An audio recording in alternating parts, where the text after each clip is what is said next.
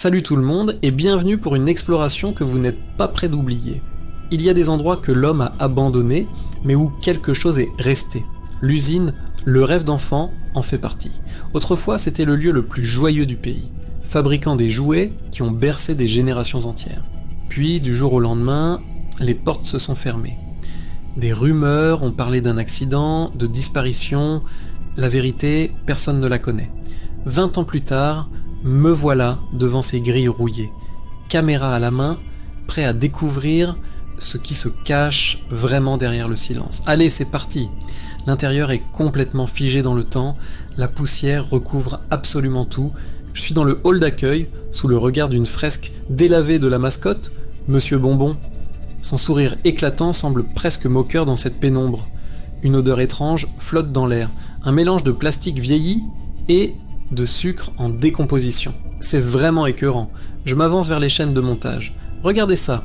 Des jouets à moitié assemblés pendent, immobiles, comme des squelettes de métal et de plastique. Le silence est si lourd qu'il en devient assourdissant. On pourrait entendre une mouche voler. S'il y en avait, c'est juste pesant. Je pousse la porte d'un bureau. Incroyable. Des dessins d'enfants sont encore épinglés au mur, des couleurs vives qui jurent complètement avec la grisaille ambiante. Sur un bureau, je trouve des notes d'ingénieurs. Ils parlent de prototypes vivants, d'une nouvelle technologie de batterie organique capable d'animer les jouets.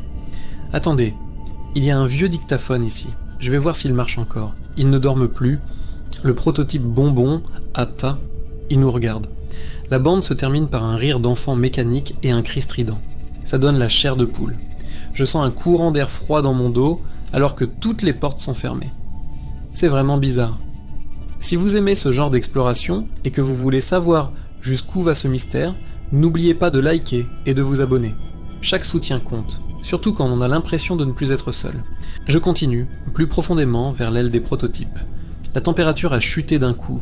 C'est ici qu'ils testaient les nouvelles créations. Une salle est remplie de pièces de poupées, des yeux de verre par milliers qui semblent me fixer, des membres désarticulés. C'est glauque. Au fond d'un couloir, une ombre. Une silhouette immense, dégingandée. C'est lui, Monsieur Bonbon. Il est là, immobile, bien plus grand que sur la fresque. Ses membres sont anormalement longs, tordus. Son sourire peint est une grimace grotesque dans la faible lumière. Je recule, sans un bruit, mais le craquement d'un jouet sous mon pied brise le silence. La tête du clown pivote lentement vers moi, un mouvement sec, mécanique.